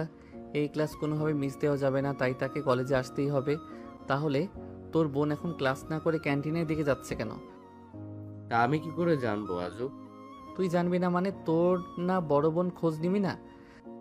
আশ্চর্য, আমার বোন হওয়ার আগে ভুলে যাস না, সে এখন তো স্ত্রী, তাই আমার খোঁজ নেওয়ার দায়িত্ব, আগে তার সকল খোঁজ খবর রাখার দায়িত্ব তোর, ভুলে যাস নাই কথা। দেখ দোস্ত, তোর বোন তো আমাকে সহ্য করতে পারে না, তাই প্লিজ তুই একটাবার খোঁজ নিয়ে দেখবি। আরে বাদ দে, চল আগে আমরা আমাদের ক্লাস করে আসি। আর তাছাড়া আপু এখন ছোট নেই, আর ভালো মন্দ বোঝার যথেষ্ট পরিমাণ বয়স হয়েছে, তাই তাকে জোর করে কিছু করানোর মতো এখন কিছু নেই। তাই চল আমরা আমাদের ক্লাস করে আসি, তারপরে দেখছি ওর সঙ্গে কথা বলছি। আদি আর নীল নিজেদের ক্লাসের দিকে যায়। আদি এবং নীল টানা 2 ঘন্টা ক্লাস করে বাইরে আসে। এরপর তারা আড্ডা দেওয়ার জন্য অন্যান্য বন্ধু বান্ধবের সঙ্গে ক্যান্টিনের উদ্দেশ্যে যায়। সেখানে গিয়ে নীলের পা যেন থমকে যায়। একে দেখছে সে, এটা তো আদিবা। আদিবা মেহেদির হাতে হাত রেখে বসে আছে এবং বেশ হেসে হেসে কথা বলছে তারা। হঠাৎ করে নীলের কি যেন হলো, সে আর সেখানে দাঁড়িয়ে না থেকে দ্রুত আদিবা এবং মেহেদির দিকে এগিয়ে গেল এবং আদিবা এবং মেহেদির হাত ধরে টান দিয়ে মেহেদির থেকে আদিবাকে ছাড়িয়ে দেয়। হঠাৎ আকস্মিক ঘটনায় মেহেদি এবং আদিবা দুজনেই ভরকে যায়। আদিবা যখন লক্ষ্য করে দেখে এ আর কেউ নয়, সে আর এক মুহূর্ত দেরি না করে ঠাস করে নীলের গালে চর বসিয়ে দেয়। চরের শব্দে ক্যান্টিনের চারপাশে সকলে তাদের দিকে আঙ্গুল লক্ষ্য করে এবং হঠাৎ জ্বরের শব্দে চারপাশে সকলে তাদের দিকে লক্ষ্য করে। এরপরে আদিবা আঙ্গুল ইশারা করে চিৎকার করে বলে, ছোট লোক জানোয়ার কোথাকার, দিন দুপুরে পাবলিক প্লেসে ইফটিজিং করছিস, মেয়েদের গায়ে হাত দিচ্ছিস, তোর এত বড় সাহস? বেবি, কে এটা? চিনো তুমি একে? অসম্ভব বাবু, আমি কি করে এসব রাস্তার পাতি পোলাপেনকে চিনবো? আদিবার কথা শোনা মাত্রই মেহেদি আর এক মুহূর্ত দেরি না করে দ্রুত গতিতে নীলের শার্টের কলার চেপে ধরে এবং তাকে আঘাত করতে নিবে। এমন সময় হঠাৎ করে আদি এসে মেহেদির হাত ধরে ফেলে এবং আদি রেগে গিয়ে আদিবা এবং মেহেদিকে কিছু বলতে যাবে। এমন সময় নীল আদিকে আটকে দিয়ে এবং কান্না জড়িত গলায় বলে, ছেড়ে দে আদি, আমাদের মতো রাস্তার ছাত্রী পোলাপাইনের সঙ্গে এটা যায়, এটা কোনো বিষয় না। সরি, দুঃখিত, ক্ষমা করে দিবেন। আসলে আমরা রাস্তার ছেলে পেলে তো, তাই পরিবেশ পরিস্থিতি বুঝে কি ব্যবহার করতে হয় জানি না, তাই আপনার সঙ্গে খারাপ ব্যবহার করে ফেলেছি। যদি পারেন তো আমাদেরকে ক্ষমা করে দিবেন, আর কখনো আপনার সামনে আসবো না বা আপনাকে বিরক্ত করব না। আদি সেখানে আর এক মুহূর্ত না দাঁড়িয়ে নীলকে নিয়ে সেখান থেকে চলে আসে এবং আসার সময় আদিবাকে উদ্দেশ্য করে এটা বলে আসতে বলে যে আজকে তুই যেটা করলি আপু একদম ঠিক করলি না। দেখিস, এর জন্য তুই একদিন খুব পস্তাবি।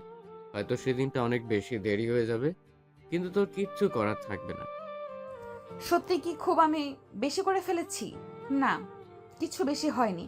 ও আমার সঙ্গে যেটা করেছিল তার কাছে এটা কিছুই না। আদিবা সারাদিন বন্ধুদের সাথে আড্ডা দিয়ে বাড়ি ফেরার পথে আদিকে কয়েকবার খুঁজেছে ফোন দিয়ে, কিন্তু আদির ফোন বন্ধ পেয়েছে। আদিবা ভেবেছে হয়তো আদি তার উপরে রাগ করেছে, তাই সে আর দেরি না করে রিক্সা করে বাড়ি ফিরে আসে। সে বাড়িতে ফিরে প্রথমে তাদের ফ্ল্যাটে যায় এবং সেখানে গিয়ে তার বাবা মার সাথে দেখা করে।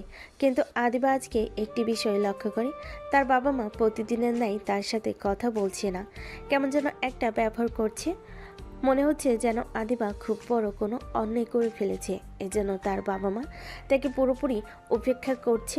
সে কোনো প্রশ্ন করলে তাকে কড়া গলায় উত্তর দিচ্ছে।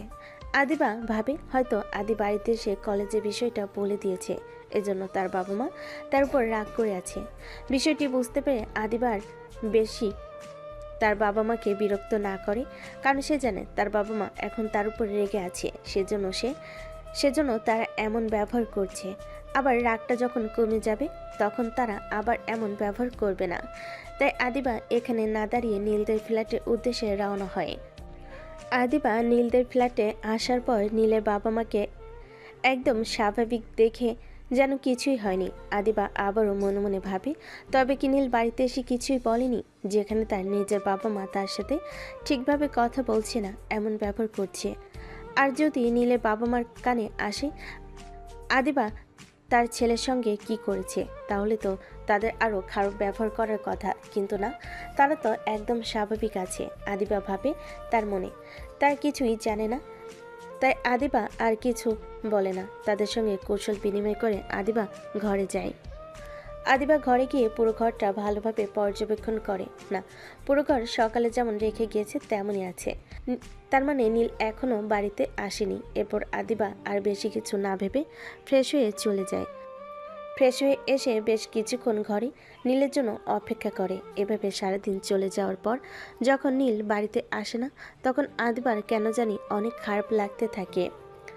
সেভাবে আজকে ঘটনাটা একদম ঠিক হয়নি, তাই নীলের সঙ্গে এমন ব্যবহার করা একদম উচিত হয়নি।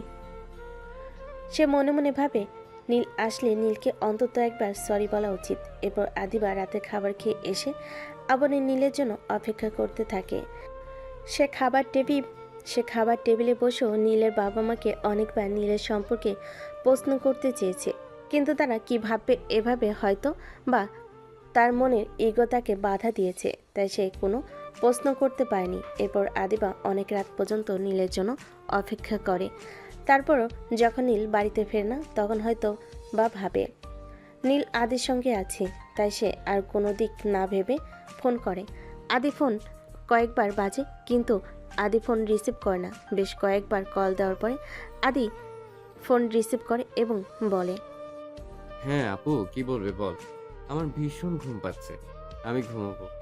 নীলকে তাড়াতাড়ি বাড়িতে আসতে বল, ওর সাথে আমার কথা আছে। ওর সাথে তোর আবার কিসের কথা? আজকে এত কথা বলে পেট ভরেনি নাকি? আরো কিছু বাকি রেখেছি বলার জন্য। আদি, এবার কিন্তু তুই বেশি বেশি বলছিস। তাড়াতাড়ি নীলকে বাড়িতে পাঠাও, ওর সাথে আমার কথা আছে। আর হ্যাঁ, আমি নিশ্চয়ই আমাদের মধ্যেকার ব্যক্তিগত কথা তোকে বলতে আগ্রহী নই। হাসাইলি রে আপু, তোদের আবার ব্যক্তিগত কথা? তোদের মধ্যে ব্যক্তিগত বলে কিছু রেখেছিস তোরা? ও সরি, তোরা বলতে যাব কেন? তুই রেখেছিস কোন ব্যক্তিগত কিছু? যে পাবলিক প্লেসে নিজের স্বামী সন্তান করতে জানে না, তাদের নাকি আবার ব্যক্তিগত? যাই হোক, হ্যাঁ বাদ দে, আমার অনেক ঘুম পাচ্ছে, আমি ঘুমোবো। আর হ্যাঁ, নীলা আমার সঙ্গে নেই যে আমি ওকে পাঠিয়ে দেব। তোর সাথে নেই মানে? তাহলে সে কোথায়? তোর স্বামী কোথায় সেটা আমি কি করে বলবো? আদি প্লিজ, খেয়ালই করিস না, আবার এখন মজা করার মুড নেই। আশ্চর্য, তোর সাথেই মাঝরাতে আমি হেয়ালি করব? এত সময় আমার আছে? আচ্ছা আমি রাখছি, সকালে আবার পৌঁছে গেছে। হ্যাঁ, সেখানে যেতে হবে। টাটা, আল্লাহ হাফিজ, পরে কথা হবে। আদি আদি আদি আদিবাকে আর কিছু বলার সুযোগ না দিয়ে ফোন কেটে দেয়। এবার কেন জানি আদিবার নিজের মাথার চুল নিজেরই টেনে ছিঁড়তে ইচ্ছে করছে। কেন সে তখন নীলের সঙ্গে ওরকম ব্যবহার করতে গেল? এখন এত রাতে কোথায় গেল ছেলেটা? এই ছেলেটার এত জিদ কেন বুঝতে পারে না? এই ছেলেটার এত জিদ কেন বুঝে পায় না আদিবা? নিজে অন্যায় করবে আবার নিজে নিরুদ্দেশ হয়ে যাবে। আশ্চর্য! এসব কথা ভাবতে ভাবতে অনেকটা সময় পার হয়ে যায়, কিন্তু তারপর নীল ঘরে আসে না। এবার আদিবার দুশ্চিন্তা হতে থাকে। সে একবার ভাবে নীলের বাবা মার রুমে নক করবে, তাদেরকে জিজ্ঞেস করবে নীল কোথায়, তারা জানে কি না। যে ছেলে একবার বাড়িতে না আসলে তার বাবা মা পাগল হয়ে যেত, সে ছেলে আজ সারাদিন বাড়িতে আসনি, এত রাত হয়ে গেল এখনো পর্যন্ত বাড়িতে এলো না। তাহলে নীলের বাবা মা চুপ করে আছে কেন? তবে কি তারা জানে নীল কথাই? তারা যদি জেনে থাকে তাহলে একবারও আদিবাকে কথা বললো না কেন? এসব কথাই ভাবতে ভাবতে কখন যে আদিবার ঘোর লেগে গেছে সে নিজেও জানে না। হঠাৎ করে সে জ্ঞান ফিরে পায়। চারিদিকে ফজরের আজানে ধ্বনি হচ্ছে। আদিবা আশেপাশে ভালো করে লক্ষ্য করে দেখে কোথাও নীল নেই। এটি সে মনে মনে ভাবে, তাহলে কি গতরাতে নীল বাড়িতে ফিরে আসেনি? আচ্ছা, আদিবার এই সামান্য কথাতে যদি নীল এতটা অভিমান করতে পারে, তাহলে নীল যে আদিবার সঙ্গে যা যা করেছে তারপর আর এবার সবটা কি করে মেনে নিয়েছে। এবার আদিবা এবং নীলের বাবা মার সঙ্গে বসে ব্রেকফাস্ট করছিল। এমন সময় নীলের বাবা আদিবাকে উদ্দেশ্য করে বলে, মামনি, তুমি কি একা একা কলেজে যেতে পারবে নাকি তোমাকে কলেজে দিয়ে আসতে হবে? না মানে ড্রাইভারকে বলে দিলে তার সঙ্গে যেতে পারবে নাকি আমি গিয়ে তোমাকে রেখে আসবো? চলো মামনি, তোমাকে আজকে আমি কলেজে দিয়ে আসি। কেন বাবা, নীল কোথায়? সে যাবে না কলেজে? নীলের তো সামনে পরীক্ষা, তাই সে আর কলেজে যাবে না। এখন শুধু কোচিং করবে, আর কলেজে যেতে তেমন একটা ক্লাস হয় না, তাই নাকি ও কলেজে যাবে না। আচ্ছা, নিজের আব্বু তুমি না হয়ে মেয়েটার কলেজে দিয়ে আসো। না, সমস্যা নেই, আমি একা একাই যেতে পারবো। কিন্তু গতকাল নীল কি বাসায় ফেরেনি? সে কি কোথাও গিয়েছে? আসলে ওর তো এখন তেমন একটা কলেজে ক্লাস নেই, তাই ও ভাবছিল যে ওর দাদুর ওখান থেকে কোচিংটা কাছে হবে, আর ও তো পড়াশোনায় মনোযোগী হতে পারবে এবং ভালোভাবে পরীক্ষাটাও শেষ করতে পারবে। তাই গতকাল তার দাদুর বাড়িতে গিয়েছে। এখন নাকি ও পরীক্ষার কয়দিন ওখানেই থাকবে। তার মানে ও সত্যি সত্যি নিজেকে আমার থেকে আলাদা করে রাখতে চাইছে। সমস্যা নেই, থাকুক ও ওর মতো। কিন্তু আমার এত খারাপ লাগছে কেন? কেন নিজের মধ্যে একটা শূন্যতা কাজ করছে? কেন বারবার মনে হচ্ছে কি যেন নেই, কি যেন নেই জীবনে, অসম্পূর্ণ। নীলের আব্বু আজকে আদিবাকে কলেজে নিয়ে এসেছে। নীলের আব্বু আদিবাকে কলেজ গেটে নামিয়ে দিয়ে অফিসের উদ্দেশ্যে চলে যায়। আদিবা কলেজ গেটে প্রবেশ করলে তার বন্ধুবান্ধব তাকে ঘিরে ধরে এবং তাদের সঙ্গে কথা বলে কলেজে ক্লাসের দিকে যেতে লাগে। হঠাৎ করে কলেজের পাশে দিকে পারে একটা বড় মেহগুনি গাছের শিকড়ের ওপর আদিবার চোখ আটকে যায়। সে কিছুটা দূরে এগিয়ে গিয়ে দেখে একটা মেয়ে মেহেদির বুকে মাথা রেখে শুয়ে আছে এবং মেহেদি তার মাথায় হাত বুলিয়ে দিয়েছে। দৃশ্যটা লক্ষ্য করে আদিবা আর এক সেকেন্ডও না দাঁড়িয়ে দ্রুত মেহেদির কাছে এগিয়ে যায় এবং সেখানে গিয়ে মেয়েটাকে মেহেদির থেকে টেনে তুলে মেহেদির গালে কষিয়ে একটা চড় মারে এবং রেগে চিল্লিয়ে বলতে থাকে, এসব কি হচ্ছেটা কি মেহেদি? কি হচ্ছে মানে? তুই করছিসটা কি? আর তুই আমাকে চর মারলি কেন? তুমি আমার সাথে এমন করে কথা বলছো কেন? কেমন করে কথা বলছি? তোর সাথে যেটা যায় তেমনভাবেই কথা বলছি। আর তাছাড়া 2 দিন তোর সাথে মিষ্টি কথা বলেছি, একটু ঘোরাফেরা করেছি বলে কি তুই আমার মাথা কিনে নিয়েছিস? তুমি না আমাকে ভালোবাসতে, তাহলে কোথায় গেল তোমার ভালোবাসা? ও তো আমি রোজই বাসি, এক এক দিন এক এক মেয়েকে। দেখো, তুমি জেনে গিয়েছো, ভালো হয়েছে। আমিও আর এই নাটকটা কন্টিনিউ করতে চাচ্ছিলাম না। যখন একটু হাত ধরতে চাই, যখনই একটু কিস করতে চাই, তখনই বলো এখন না, এখন না, বিয়ের পর। আরে এখন কি আর সেই যুগ আছে? আর তোমার সঙ্গে বিয়ে পর্যন্ত অপেক্ষা করবে কে? আমিও তোমার প্রতি বোর হয়ে গিয়েছিলাম। আমিও ভেবে পাচ্ছিলাম না কিভাবে তোমাকে ড্যাম্প করা যায়। যেহেতু তুমি আজকে দেখেই ফেললে, সেহেতু আজকে তো আর সত্যটা লুকানোর কিছু নাই। তার মানে এতদিন যা করেছো সব অভিনয় ছিল? তুমি কখনোই আমাকে ভালোবাসোনি। এতদিনের এত ভালোবাসা, এত প্রতিশ্রুতি সব মিথ্যে ছিল। মেয়ের জন্য পাতি ডায়লগ। মেহেদি আদিবাকে আর কিছু বলার সুযোগ না দিয়ে মেয়েটিকে নিয়ে চলে যায় এবং আদিবা বেশ কিছুক্ষণ ওখানে দাঁড়িয়ে থেকে মেহেদি এবং ওই মেয়েটির যাওয়া লক্ষ্য করে। এরপর আদিবার বন্ধুবান্ধব সবাই আদিবাকে সান্ত্বনা দেওয়ার জন্য তার দিকে এগিয়ে যেতে লাগলে আদিবা তাদেরকে হাতে ইশারে থামিয়ে দেয় এবং দৌড়ে কলেজের বাইরে চলে যায়। আদিবাকে বেশ কিছুক্ষণ ধরে রাস্তা দিয়ে হাঁটার পরে হঠাৎ করে ঝুম বৃষ্টি শুরু হয়, কিন্তু কেন যেন না আজকে কোনো কিছুই আদিবাকে আটকাতে পারছে না। সেই ঝুম বৃষ্টি উপেক্ষা করে সামনের দিকে এগিয়ে চলেছে। আজ তার বৃষ্টির পানি ও চোখের পানি মিলেমিশে একাকার হয়ে গিয়েছে। আজ কেন যেন মনে হচ্ছে প্রকৃতিও আদিবার মতো দুঃখী হয়ে গিয়েছে। আদিবার যেমন অশ্রু ঝরছে, প্রকৃতিরও যেন অশ্রু ঝরাতে ব্যস্ত হয়ে পড়েছে। আদিবা কোথায় যাচ্ছে, কি করছে সে নিজেও বুঝতে পারছে না। সে শুধু এতটুকু জানে সে ঠকে গিয়েছে, চরমভাবে ঠকে গিয়েছে। সে আজ বুঝতে পেরেছে এতদিন সে এক অন্ধ গোলকধাঁধার মধ্যে ছিল, যেখানে শুধু তার অস্তিত্ব ছিল আর কেউ ছিল না তাকে সঙ্গ দেওয়ার জন্য, যা ছিল সব মরীচিকা। আদিবা হঠাৎ রাস্তার মাঝে হাঁটু গেড়ে বসে পড়ে এবং আকাশের দিকে তাকিয়ে সজোরে চিৎকার করে ওঠে এবং চিৎকার দিয়ে ডুকরে ডুকরে কাঁদতে থাকে। এভাবে কয়েক ঘন্টা বৃষ্টিতে ভেজার পর সে বাড়ি ফিরে যায় এবং বাড়ি গিয়ে কোনো কিছু না বলে, কোনো দিকে না তাকিয়ে কেমন যেন জমে যাওয়া পাথরের মতো সরাসরি তার ঘরে গিয়ে দরজা লক করে দেয়। আদিবার আজকের ব্যবহার কেমন যেন অদ্ভুত লাগে সকলের কাছে। আদিবা তো সচরাচর এমন করে না। আদিবার মা অনেকবার আদিবাকে ডাকাডাকি করেছে, কিন্তু আদিবা কোনো উত্তর দেয়নি। আর এদিকে অনেকটা দেরি হয়ে যাওয়ার পরও আদিবা যখন বাড়িতে ফেরে না, তখন আদিবার শাশুড়ি মানে নীলের মা আদিবাদের বাড়িতে আসে এবং আদিবার মাকে জিজ্ঞেস করে আদিবা এসেছে কিনা। তখন আদিবার মা বলে, আদিবা এসেছে এবং তার রুমে নাকি শরীর খারাপ, তাই সে রুমে রেস্ট করছে। নীলিমা অবশ্য আদিবার সাথে দেখা করতে চেয়েছিল, কিন্তু আদিবা নিজেকে গুটিয়ে নিয়েছে। সে কারোর সঙ্গে দেখা করতে চায়নি। নীলিমা বুঝতে পারে আদিবা হয়তো কোনো কারণে ডিস্টার্ব, তাই তাকে বিরক্ত না করে ফিরে যায় এবং বলে যায় তার মুড ভালো হলে সে যেন বাড়ি যায়। আর যদি এখানে কিছুদিন থাকতে চায় তাও থাকতে পারে, এতে তাদের কোনো সমস্যা নেই। এটা জানার পর আদিবার মা ভীষণ খুশি হয়। সে তার মেয়েকে তাদের পরিবার ছেড়ে নিজের এক পরিবারের কাছে গিয়েছে, যে পরিবার সকলে তাদের ভীষণ ভালোবাসে। কিন্তু আদিবার মা একটু আফসোস করে যে তার মেয়ে এই ভালোবাসার মূল্য দিতে জানল না।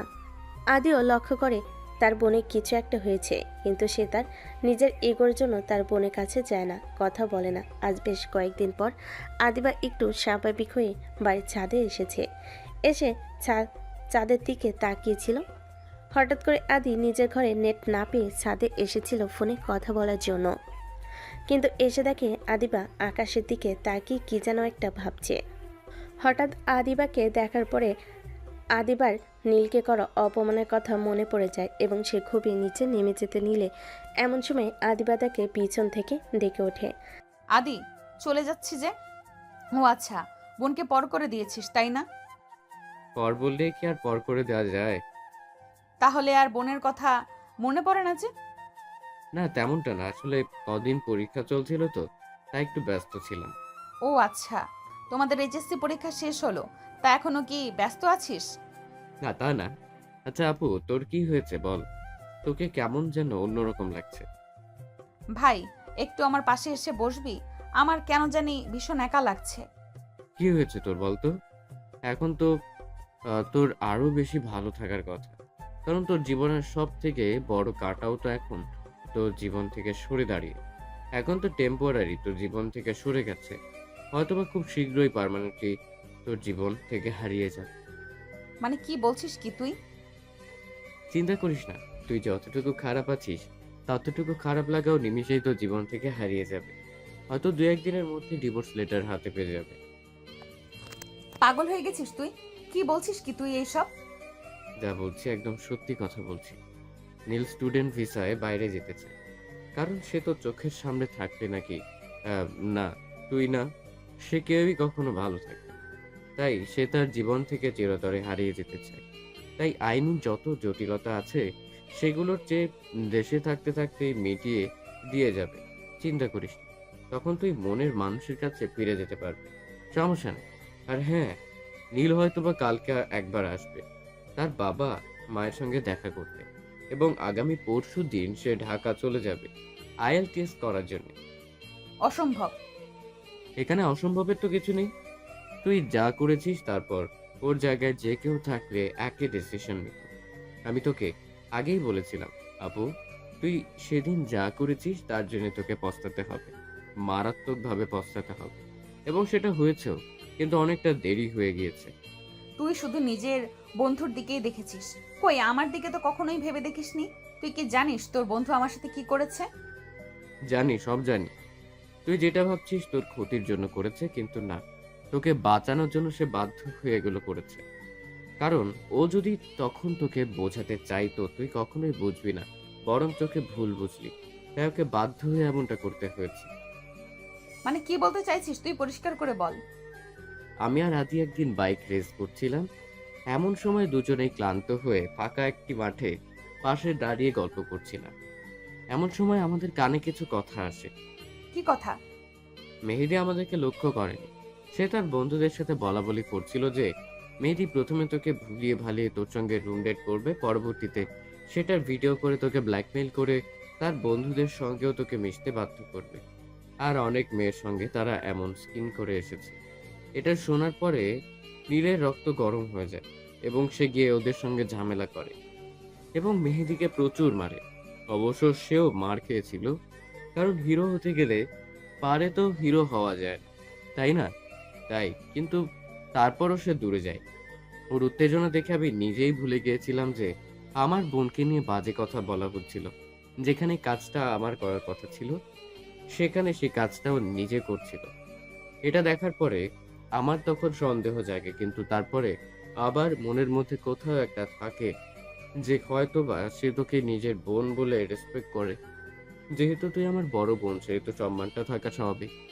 কিন্তু এতটা ডেসপারেট কেউ বন্ধু বলে জন্য হতে পারে, এটা আবার হজম হয়।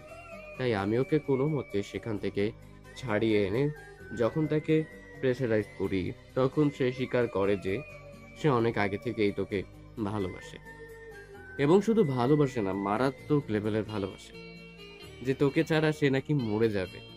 সেদিন সে আমার হাতে পায়ে ধরে অনেক কান্নাকাটি করে, বাচ্চাদের মতো প্রচুর কান্নাকাটি করে। বাচ্চারা যেমন একটি খেলনা পাওয়ার জন্য তার বাবা মায়ের কাছে বায়না করে, এবং ততক্ষণ পর্যন্ত সে বায়না করেই থাকে যতক্ষণ পর্যন্ত তার বাবা মা তাকে সে খেলনাটা দিতে।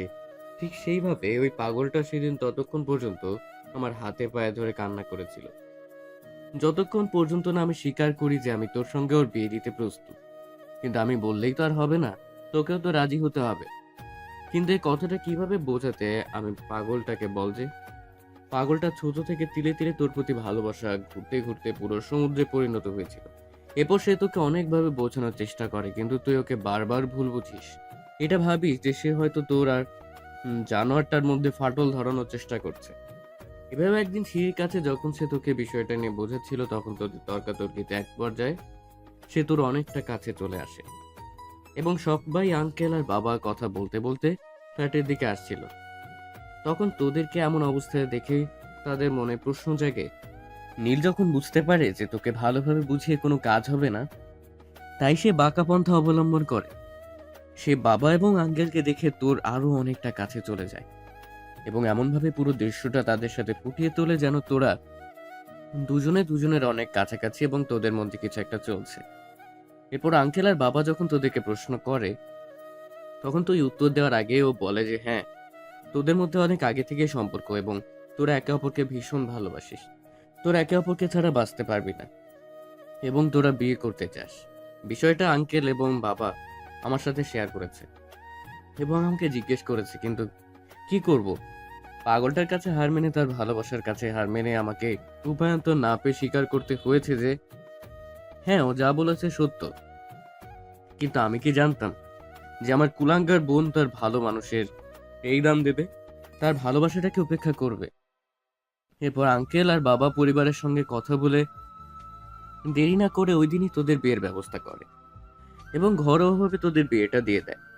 তোদের বিয়ের দিন তোকে নীল আবারও অনেকবার বোঝানোর চেষ্টা করে, কিন্তু তুই না বুঝি উল্টো বারবার ওকে অপমান অপদস্থ করার জন্য মেহেদিকে ভালোবাসার কথা বলিস। এতেও ভীষণ ডেসপারেট হয়ে যায় এবং এটা ভাবে যে তোর সঙ্গে সেদিন যা হয়েছে এরপরে তুই আর মেয়েদের কাছে ফিরে যাবি না। তোকে নিজের সাথে আটকে রাখার জন্য বোকাটা কি অন্যায়টা করে ফেলেছে, তবে পারলে তাকে ক্ষমা করে দিস। আদি এক নিঃশ্বাসে কথাগুলো বলা শেষ করে। আদি যতক্ষণ কথা বলছিল আদিবা ততক্ষণ নীরব দর্শকের মতো তার দিকে যে কথাগুলো শুনছিল এবং অঝরে চোখের পানি ফেলছিল, কারণ সে জানে তার দ্বারা ঠিক কতটা বড় ভুল হয়েছে এবং অন্যায় হয়ে গিয়েছে। সে মরিচিকার পেছনে ছুটে গিয়ে তার জীবনের অস্তিত্ব হারাতে চলেছে। এরপর আদিবা হঠাৎ করে শব্দ করে কান্না শুরু করে দেয় এবং আদিবার দিকে ভালো করে লক্ষ্য করে এবং বলে, এখন কান্না করছিস কেন? এখন কান্না করে কোনো লাভ আছে? যা হয় তা তো হয়ে গিয়েছে। ভাই প্লিজ কিছু একটা কর, আমার নীলকে প্রয়োজন। প্লিজ ভাই, বন্ধুর জন্য তো অনেক করলি, এবার একটু নিজের বোনের জন্য কর প্লিজ। আমি কি করতে পারি? এখানে যা করার তুই করেছিস, এবারও যা করার তুই করবে। তুই চাইলেই অনেক কিছুই করতে পারিস। মানে? তুই শুধু একবার নীলকে আমার কাছে নিয়ে এরপরে যেইভাবেই হোক, যেমন করেই হোক, ওর হাতে পায়ে ধরে হলেও ওকে আমি নিজের কাছে আটকে রাখবো। আমি কোনোভাবে নীলকে হারাতে চাই না। প্লিজ ভাই আমাকে সাহায্য কর। কিন্তু আমি কিভাবে কি করব? ও কি আর আসবে? ঠিক আসবে। ও আসবে না, ওর খার সহকারে আসবে। ওর এত বড় সাহস, ও আমাকে একা রেখে বাইরে যাওয়ার চিন্তা করে কিভাবে? শোন, তোকে একটা কাজ করতে হবে। কি কাজ? শোন, এদিকে আয়। ভাই রে ভাই, তোরা জামাই বউ দুজনেই এত ক্রিমিনাল মাইন্ডে কিভাবে হতে পারিস? বেশি কথা না বলে যা বলছি তাই কর, না হলে দুইটারে যে কি করব তা তোরা নিজেরাও জানিস না। ওকে ওকে ঠিক আছে, করব। এখন চল, অনেক ঘুম পাচ্ছে, ঘুমোবো। তুই গিয়ে ঘুমা, এখন আমার ঘুম আসবে না। ঠিক আছে, তুমি এখন বইয়া বইয়া তোমার জামাইয়ের দুঃখে স্যাড সং শোনো, আমি গিয়া ঘুমাই। যাক, কাল আবার প্রচুর কাজ। আদি হাই তুলতে তুলতে ছাদ থেকে নেমে যায়। এরপর আদিবা ওখানে বসে কিছুক্ষণ একটা ভাবে। এরপর হঠাৎ করে তার মুখে একটা রহস্যময় হাসি ফুটে ওঠে। আরও কিছুক্ষণ আগে ছাদে বসে থেকে ঘরে ফিরে আসে। এভাবে রাতটা কেটে যায়। সকালে খুব ভোরে আদি নীলকে ফোন করে এবং হঠাৎ এত সকালে ফোন দেখে আদি দ্রুত উঠে বসে। এত সকালে তো আদি কখনো ফোন দেয় না, তাহলে আজকে কেন ফোন দিচ্ছে? বাড়িতে সব ঠিক আছে তো? কারো কোনো বিপদ হয়নি তো? আদিবা ঠিক আছে তো? এমন কিছু উদ্ভট চিন্তা করলে মাথায় গিয়ে নীল ফোন রিসিভ করে সাথে সাথে আদি অনেক উত্তেজনা নিয়ে বলে, নীল ভাই নিয়ে আপু আপু কি হয়েছে আদিবার? আদি কথা বলছিস না কেন? কথা বল, কি হয়েছে আদিবার? ও ঠিক আছে তো? ওর কোনো ক্ষতি হয়নি তো? কি রে, কথা বল। নীলাপু রাগ করে বাড়ি থেকে বেরিয়ে যাওয়ার পথে হঠাৎ করে একটা বড় ট্রাক এসে আপুকে মেরে দিয়েছে। আমার আপু অবস্থা খুব খারাপ, কি হবে কিচ্ছু বলা যাচ্ছে না। তুই কি একবার আসবি? কি বলছিসটা কি আদি? আমার আদিবার কি হয়েছে? কোথায় আছে সে? আমি জানি না রে, কি হবে কিছু বুঝতে পারছি না। একটু তাড়াতাড়ি পাড়ার শেষে ওই বড় মাঠের কাছে চলে আয়, ওখানে আপুর অ্যাক্সিডেন্ট হয়েছে। আমার আদিবার যদি কিছু হয় আমি কিন্তু সব কিছু ধ্বংস করে ফেলবো। আদি, আমার আদিবার যেন কিছু না হয়, আমি না আসা পর্যন্ত। আমি এক্ষুনি আসছি। কথাটি বলে নীল আর কোনো কিছু না ভেবে তার বাইকটা নিয়ে ফুল স্পিডে বাইক চালিয়ে তাদের পাড়ার শেষে ওই বড় রাস্তার কাছে চলে আসে। এসে দেখে সব কিছু কেমন যেন নির্জন, সিমসাম, আশেপাশে কেউ নেই। এখানে সে বেশ কিছুক্ষণ আগে খুব বড় একটা অ্যাক্সিডেন্ট হয়েছে এমন কোনো চিহ্ন পাওয়া যাচ্ছে না। এরপর নীল চারপাশে পাগলের মতো খুঁজতে থাকে। সে বারবার আদি এবং আদিবার নাম ধরে জোরে জোরে ডাকতে থাকে এবং পাগলের মতো এদিক ওদিক খুঁজতে থাকে। হঠাৎ করে নীল লক্ষ্য করে মাঠের ওই পাশে বড় গাছটা নিচে কেউ একজন বসে আছে। নীল আস্তে আস্তে সেদিকে এগিয়ে যায়। নীল যত এগিয়ে যাচ্ছে সে অবয়টা তার কাছে তত স্পষ্ট হচ্ছে। নীল যত কাছে যাচ্ছে তার হার্টবিট যেন আরও তত জোরে বিট করছে। তার এমন অনুভূতি হচ্ছে যেন আত্মাটা এখনই বেরিয়ে আসবে। নীল একদম কাছে গিয়ে দেখে একটা মেয়ে নীল রঙা জর্জেট শাড়ি পরে হাতে কিছু একটা নিয়ে বসে আছে। এরপর নীল মেয়েটির একদম কাছে গিয়ে কাপা কাপা গলায় বলে, কে কে কে? নীলের ডাক শুনে আস্তে আস্তে মেয়েটি উঠে দাঁড়ায় এবং নীলের দিকে ঘুরে। মেয়েটি নীলের দিকে ঘুরতে দেখে অপরূপ সৌন্দর্যে সঞ্চিত এই মেয়েটি আর কেউ নাই, তার মনে রানী, তার হার্টবিট, তার সুইট হার্ট আদিবা। নীল আর এক সেকেন্ডও দেরি না করে ঝড়ের বেগে গিয়ে শক্ত করে জড়িয়ে ধরে আদিবাকে, যেন ছেড়ে দিলে সে কোথাও হারিয়ে যাবে, এবং অস্বাভাবিক হারে জোরে জোরে শ্বাস নিচ্ছিল। নীলের এমন অস্থিরতা দেখে অটোমেটিক আদিবার মুখে একটি হাসি রেখা ফুটে ওঠে এবং সে আলতো হাতে নীলকে জড়িয়ে ধরে। বেশ কিছু সময় এভাবে অতিবাহিত হওয়ার পরে নীল যখন বুঝতে পারে, তখন সে এক ঝটকে আদিবাকে তার থেকে বেশ কিছুটা দূরে সরিয়ে দিয়ে পেছন ফিরে জোরে জোরে 2-3 বার শ্বাস নিয়ে আদিবার দিকে ফিরে বলে, এসবের মানে কি? কোন সবের? আমাকে মিথ্যে বলা হয়েছে কেন? আপনি জানেন আমার কি অবস্থা হয়েছিল? আরেকটু হলে প্রাণটাই বেরিয়ে যাচ্ছিল। আপনার আমাকে অপমান করে শান্ত হননি, তাই না? এখন কি প্রাণটা নিতে চান? আমি জানি সেটা আমার শোনার কিছুই নেই, কিন্তু আগে তুমি বলো, তুমি না আমাকে ডিভোর্স দিচ্ছিলে, বিদেশ চলে যাচ্ছিলে, তাহলে আমার মরার খবর পেয়ে এমন হাইপার হয়ে ছুটে এলে কেন? যেহেতু তুমি আমাকে ভালোই বাসো না, সেহেতু আমি মরলাম কি বাঁচলাম সেটা দিয়ে তোমার কি? তোমার তো চলে যাওয়ার দরকার, তাই না? আমার থেকে দূরত্ব চাই, তো যাও চলে। আমি মরে গেলে তোমার কি? তাহলে তো তোমার আরো ভালো, আরো বেশি দূরত্ব পাবে। আদিবার কথা শুনে নীল আরও রেগে যায় এবং সে দ্রুত গতিতে আদিবার থেকে এগিয়ে গিয়ে আদিবার গলা চেপে ধরে এবং বলে, আমাকে ধ্বংস করতে চাও, তাই না তুমি? হাই, কি বলো তুমি? ধ্বংস হলে আমাদের অস্তিত্বের কি হবে? সে দুনিয়াতে এসে কাকে বাবা বলে ডাকবে? নীলের কথা পুরো শেষ না হতেই যখন নীলের সম্মতি ফিরে, তখন সে কি বলেছে, তখন সে অবাক দৃষ্টিতে আদিবার দিকে লক্ষ্য করে এবং হাতের আঙ্গুল দিয়ে ইশারা করে যে সে যেটা বলেছে এটা সত্যি কিনা। এমন সময় আদিবার চোখের ইশারায় সম্মতি জানায় যে হ্যাঁ, সেটা সত্য। অমনি নীল কয়েকবার নিজের মুখে হাত দিয়ে মাথায় দিয়ে আর কয়েকবার জোরে জোরে শ্বাস নিয়ে উপনিস মাথা ঝাঁকিয়ে আবার আদিবাকে লক্ষ্য করে এবং আদিবাকে আবার জিজ্ঞেস করে আসলে সত্যি কিনা, নাকি সকলের মতো এটাও কোনো মিথ্যা ছলনা। আদিবা এবার কিছুটা পথ নীলের দিকে এগিয়ে আসে এবং আদিবার হাতে লাল রঙের গোলাপের গুচ্ছ ছিল, সেটা দিয়ে হালকা করে নীলের মাথায় বাড়ি দিয়ে নীলকে জড়িয়ে ধরে। তার এক হাত দিয়ে নীলের অন্য হাত নিজের পেটে রাখে এবং বলে, নিজেই অনুভব করে দেখো তো, অনুভব করতে পারো কিনা নিজের অস্তিত্বকে। নীল এবার বুঝতে পারে আদিবা আর যাই হোক এবার অন্তত মিথ্যা বলছে না, তাই সে শক্ত করে আরও আষ্টে পিষ্টে আদিকে জড়িয়ে ধরে এবং আদিবার ঘাড়ে গলে অসংখ্য চুমু দিতে থাকে এবং বলতে থাকে, বাবাকেই বাবা বলে ডাকবে আবার আমাকে আজকে স্বর্গীয় এত বড় সুখ দেওয়ার জন্য তোমাকে অসংখ্য অসংখ্য ধন্যবাদ প্রিয়তমা। এই সংবাদের পরিবর্তে পুরো জীবন তোমার চাইলে মারতে পারো, চাইলে টিকিয়ে রাখতে পারো, তবে কখনো ছুঁড়ে ফেলে দিও না, তাহলে কিন্তু আর বাঁচতে পারবো না। ভালোবাসি প্রিয়তমা, ভীষণ ভালোবাসি। ভালোবাসি পিচ্ছি, খুব করে ভালোবাসি। আচ্ছা নীল, আমি না একটা কথা ভাবছি। কি ভাবছো বলো? এক বাচ্চাকে এখন পর্যন্ত মানুষ করতে পারলাম না, আরেক বাচ্চার আগমনের ঘন্টা বেজে গেছে। ভেবে দেখেছো এবার আমার 12টা কিভাবে বাজবে? হঠাৎ করে নীলের বুক থেকে মুখ তুলে আদিবা বাচ্চাদের মতো ইনোসেন্ট ফেস করে। যখন নীলকে এ কথাটা বলে তখন নীল ভুরু কুচকে দিয়ে কথাটার মানে বোঝার চেষ্টা করে। যখন সে বুঝতে পারে আদিবা তাকে মিন করে কথাটা বলেছে, তখন সে আদিবাকে ছেড়ে দিয়ে বলে, তবে রে ফাজিল মেয়ে, আমাকে পিচ্ছি বলা তোমার একদিন কি আমার একদিন। লেও ঠেলা, এজন্যই তো বলেছিলাম এত পিচ্ছি জ্বালা সামলাবো কিভাবে।